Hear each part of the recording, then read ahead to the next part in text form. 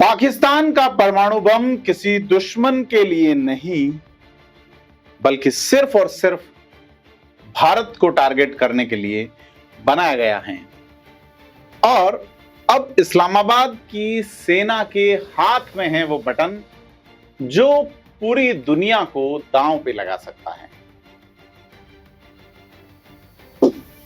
नमस्कार दोस्तों, fair observer Hindi में आपका स्वागत है। मैं हूं प्रदीप। आज बात करेंगे एक ऐसे मुद्दे की जो सीधे भारत की परमाणु सुरक्षा और पाकिस्तान की नीयत से जुड़ा है। आज हम संगीता मोहंती के फेयर ऑब्जर्वर पर प्रकाशित लेख की पड़ताल कर रहे हैं। मोहंती एक स्वतंत्र पत्रकार और कमेंटेटर हैं जो दक्षिण एशियाई भू राजनीति, अंतर्राष्ट्रीय संबंधों, संघर्ष, इतिहास और सामाजिक सांस्कृतिक मुद्दों पर ध्यान केंद्रित करती हैं। उनका ये लेख आप डिस्क्रिप्शन में दिए लिंक पर क्लिक करके पढ़ सकते हैं। तो 6 अप्रैल को भारत ने एक ऐतिहासिक छलांग लगाई। भारत का प्रोटोटाइप फास्ट ब्रीडर रिएक्टर यानी PFBR पहली बार क्रिटिकलिटी तक पहुंचा। यह पूरी तरह स्वदेशी तकनीक से बना रिएक्टर है और व्यावसायिक इस्तेमाल के लिए 500 मेगावाट बिजली बना सकता है। और इस उपलब्धि के साथ भारत रूस के साथ दुनिया का दूसरा ऐसा देश बन गया है जो व्यावसायिक स्तर पर फास्ट ब्रीडर रिएक्टर चला रहा है।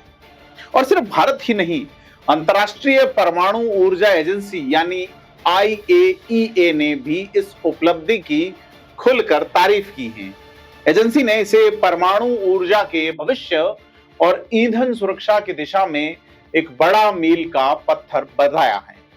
लेकिन भारत की उपलब्धि हो और पाकिस्तान के आग ना लगे, ऐसा हो नहीं सकता। और इस उपलब्धि पर पाकिस्तान का रिएक्शन क्या रहा? तीखी आलोचना।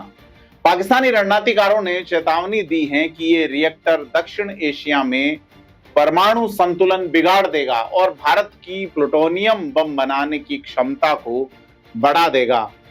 पाकिस्तानी इसे भारत का गैर जिम्मेदाराना परमाणु व्यवहार करार दे रहे हैं।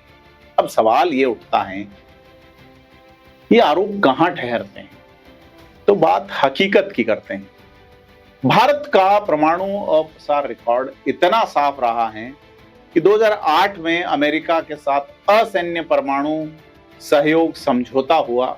इस समझौते के तहत भारत ने खुद अपनी मर्जी से अपने असैन्य परमाणु प्रतिष्ठानों की जो है वो जानकारी और साथ ही उन प्रतिष्ठानों को अंतर्राष्ट्रीय निगरानी के दायरे में रखा।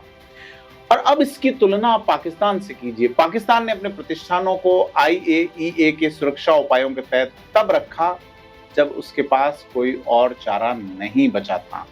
अंतर्राष्ट्रीय आक्रोश और कड़े आर्थिक प्रतिबंधों के दबाव में।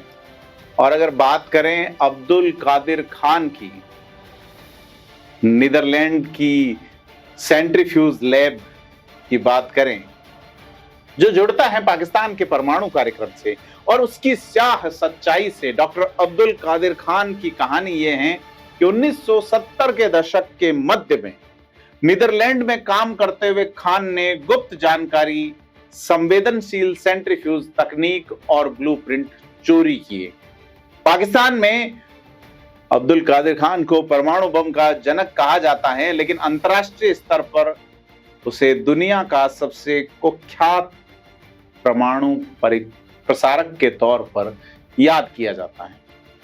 1990 के दशक तक खान ने दुनिया का सबसे खतरनाक परमाणु काला बाजार खड़ा कर दिया था। इस नेटवर्क ने ईरान, उत्तर कोरिया और लीबिया की गुप्त परमाणु महत्वाकांक्षाओं को हवा दी।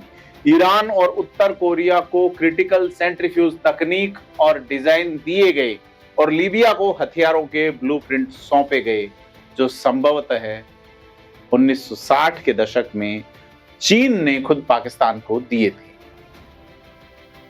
हमारे लेखिका मोहंती कहती हैं कि 2004 में खान ने टीवी पर आकर खुद कबूल किया कि उन्होंने इन देशों को परमाणु तकनीक ट्रांसफर की। और उसके बाद क्या हुआ?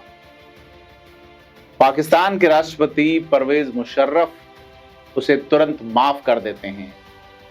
और अमेरिका या आईएईए को पूछताछ तक नहीं करने देते। आलोचकों का मानना है कि यह पाकिस्तानी सैन्य प्रतिष्ठान को अंतर्राष्ट्रीय जांच से बचाने की एक सुनियोजित चाल थी।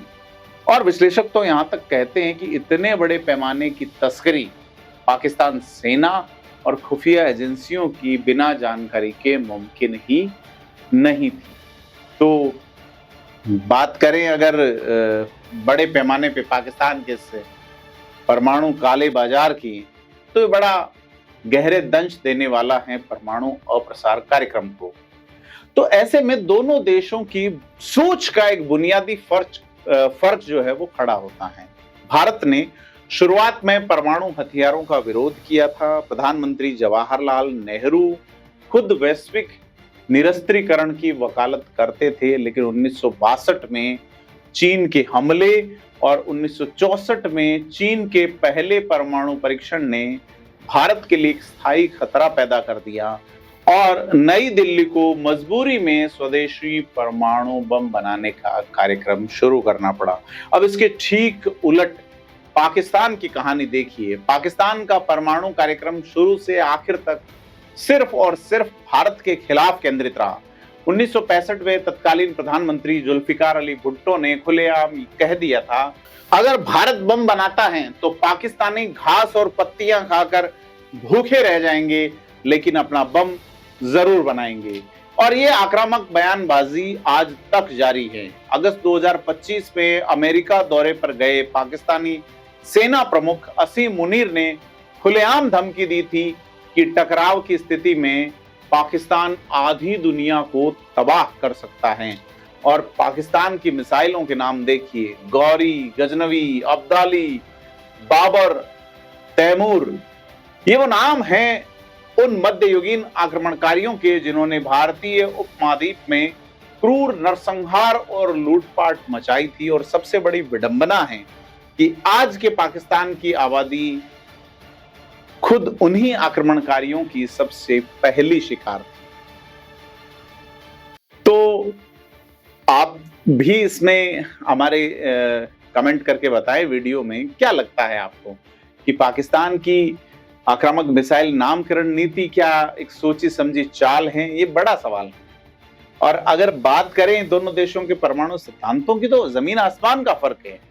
क्योंकि अहम हिस्से की बात की जाए, दोनों देशों की परमाणु नीति जो है, पॉलिसी जो है वो, और ये फर्क जो है ये असल खतरे को उजागर करता है। भारत का पूरा परमाणु शस्त्रागार युद्ध लड़ने के लिए नहीं बल्कि निरोध के लिए है। भारत दो साफ सिद्धांतों पर चलता है। पहला, नो फर्स्ट यूज, यानी भारत तब तक परमाणु हथियार का इस्तेमाल नहीं करेगा जब तक उस पर पहले परमाणु हमला नहीं हो।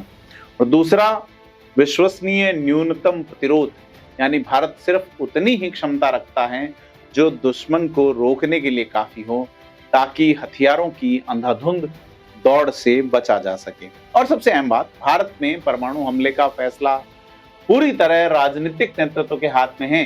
प्रधानमंत्री की अगुवाई वाली परिषद के पास भारत सामरिक परमाणु हथियारों का इस्तेमाल तक नहीं करता। लेकिन अब पाकिस्तान की अगर तस्वीर देखते हैं तो बिल्कुल उल्टी है। पाकिस्तान में नो फर्स्ट यूज सिद्धांत से खारिज है। वो धमकी देते हैं कि साहब हम आधी दुनिया उड़ा देंगे। मतलब वो टकराव में पहला परमाणु हमला भी कर सकता है। पूरा सिद्धांत फुल स्पेक्ट्रम डिफेंस पर टिका है, जिसका मकसद है हर मोर्चे पर भारत का विरोध करना। और सबसे चौंकाने वाली बात, 2025 के एक संवैधानिक संशोधन के तहत पाकिस्तान में परमाणु हथियारों का पूरा नियंत्रण जो है वो chief of defence staff forces के हाथों में सौंप दिया गया है। यानी एक सैन्य अधिकारी के हाथ में दुनिया के किसी भी परमाणु संपन्न देश में ऐसा कोई उदाहरण नहीं मिलता। इतना ही नहीं, पाकिस्तान ने सामरिक परमाणु हथियार भी विकसित किए हैं और विश्लेषकों की चेतावनी साफ है कि इससे निचले स्तर के कमांडरों द्वारा अनधिकृत रूप से हथियार लॉन्च करने का खतरा बढ़ जाता है, तो पूरे परमाणु युद्ध तक की नौबत आ सकती है।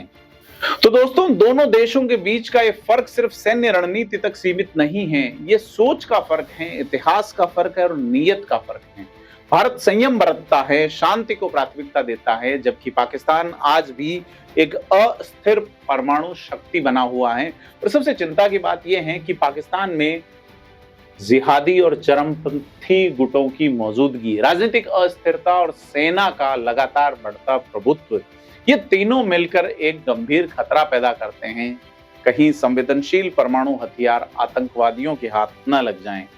तो इस्लामाबाद भले ही भारत को अस्थिर करने वाली शक्ति बताकर अपनी छवि जो है वो चमकाने की कोशिश करे, लेकिन हकीकत साफ है कि पाकिस्तान का आक्रामक रुख और परमाणु अप्रसार का दागदार इतिहास ही दुनिया के लिए असली खतरा है।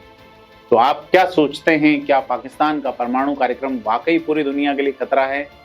यदि हाँ, तो कमेंट जरूर करें, वीडियो को लाइक करें, फेयर ऑब्जर्वर हिंदी को सब्सक्राइब करना ना भूलें।